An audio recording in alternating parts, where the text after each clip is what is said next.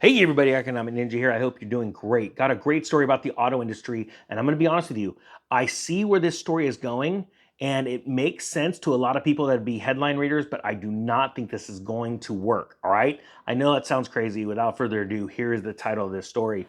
Are we witnessing the demise of the affordable car? Automakers have all but abandoned the budget market. Now, I completely agree with where they're going with this, but I believe this is going to bite a lot of auto dealers in the butt. Let me know in the comments what you think. Here we go. It says here, it is the end of days for the economy car. There's a question mark. It's like Ron Burgundy moment. Is this the end of the days for the economy car? Is the sum pact sunk? Americans are buying a record number of luxury badged cars. All right, let's dive into this, then I'll give you my thoughts. Inexpensive cars are disappearing. Expensive cars are easy to find.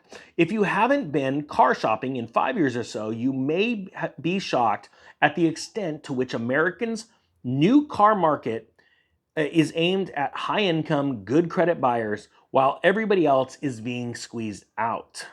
It says right here, there are now only 3 subcompact cars available to American car shoppers that cost less than $20,000. Now, let me stop right there and just say, you cannot use this, you cannot paint this story with a broad stroke, right? You have to really look at this from the eyes of an economist, looking at this from the inflationary standpoint, right? The cost of all goods and services are going up around the world for a myriad of reasons. But really, what we're seeing is the supply chain and panic buying led to parts and the completed cars costing more than they did 4 or 5 years ago. All right, so you can't just say that they're just disappearing because of that. All cars are going up, right? It doesn't matter whether it's a Kia or Hyundai, Accord or Camry, Lambo or Ferrari, everything's going up. All right. Now, we have to remember that, back in 1984, when my father bought a fully loaded Honda Accord LX, it was 1984 Accord LX, it cost $14,000 at the dealership, completely loaded. All right. That same car, I'm going to go off the top of my memory right now. I want to say right now is around $45,000. Now, ironically, a lot of dealers would tell you the reason why those cars go up is because of innovation and technology and functionality. Like an example, where you have one year to the next, they go, well, that car cost $2,000 more now because it has cooled seats, and last year it didn't have cooled seats. I'm going to be honest with you, I don't really buy it. But if you think about it from that standpoint, yes, cars with inflation over time are going to get much, much more expensive unless we have a collapse, right? A crash. Whereas you see no buyers and those companies still need to sell cars. They still need to do something, right? So they ultimately will have to lower the prices to be able to attract buyers. Now it says right here, the end of the affordable car. Over the past 5 years, sales of new vehicles priced below $25,000 have fallen by 78%. A new analyst by the Cox Automotive Industry Insights team took a snapshot of total new vehicle sales in December of 2017 and 5 years later in December of 2022. It found that Americans shopping for a new vehicle priced under $25,000 have shockingly fewer choices today. In December 2017, automakers produced 36 models priced at $25,000 or less. 5 years later, they built just 10. Sub $25,000 cars made up almost 13% of new car sales at the end of 2017. Less than 4% of new cars sold last December fell into that price range. Now it says manufacturers have all but abandoned the cheap and cheerful market. The Chevy Spark, America's least expensive new car for several years, left the market in 2022, and so did the Hyundai Accent. Let me stop there because this is where the story is going. It really is going in this direction. They're not talking about a supply chain issue, things like that. They're saying that more Americans are deciding to buy more expensive cars. And let me give you that 30,000 foot view. In the last 5 years, to say that life has changed, actually 3 years, is unprecedented. As a matter of fact, auto sales sort of dipped in 2018 because the economy in and of itself was actually contracting quite rapidly. By 2019, end of 2019, banks didn't even trust each other. Things were looking bad. So really you want to look, in my opinion, is from 2020 to current times. Well, what did we have then? We had a ton of stimulus checks and low interest rates. As a matter of fact, the lowest interest rates in the history of our country occurred from 2020 to 2023, right? I mean, now obviously it was right in the middle, but it really dipped and then took off. So you have people that at one point could only afford with their car payment and how much they were going to put down. Let's say they only had a couple $1,000s to put down, and they only could afford X amount per month. So they would go and buy a cheap car.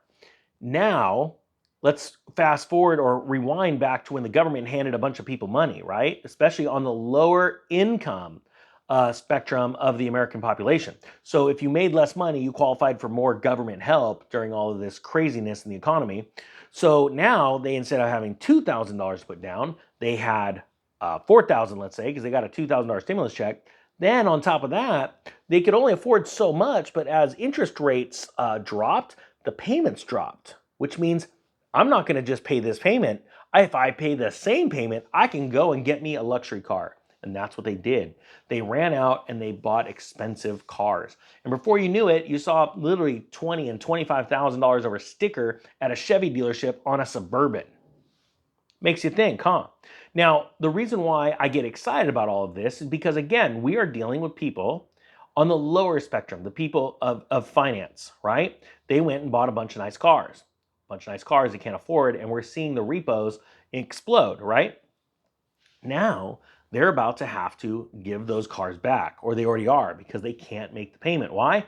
Because when they put down the double down payment from the government helping them out, and they got the super low interest rate, the one thing they didn't expect was their rent to go up, food to go up, fuel to go up.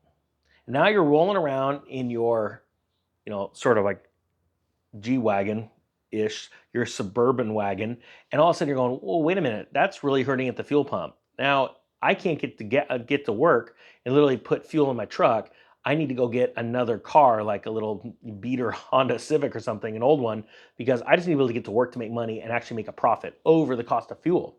And so we're going to see a ton of vehicles hitting the market. But the thing is it does take time to process, to repossess, to repair them and get them back on the market. And I think that this is the time right now that is you're seeing these lots being filled up. As a matter of fact, there's a extra storage lot in my town where the Mercedes dealership doesn't want you to know they have a ton of inventory. I got to get down there and film it because it's located about 2 miles away from the dealership, and it's just loaded with brand new Mercedes vans and cars. And it's in a dirt parking lot, just dirt blowing up on all these new cars, but they don't have any place to put them on the lot. And again, do you want to be known as the dealership that's got a ton of inventory to where people might try to squeeze you? I think these dealers are still playing games. Let me know what you think about that too, because I think this is an interesting time. It's like that end of a plateau as everything's crashing. The dealers and the auto manufacturers still think they have a leg up. They go, we'll just push. We just won't put that many cars out there for sale, and we'll be able to keep the prices up. The sad thing is they don't realize is that literally it's not just the the American consumer is tapped. So there's going to be no buying. They don't realize that. The low inventory when everybody had money and things were booming about a year ago was good, and it kept bringing people in. But now people aren't going to go into the door to buy a car. The reason why is because they're totally tapped because of inflation. Guys, let me know what you think about that. I totally appreciate you coming on. I hope you have a great day. The Economic Ninja is out.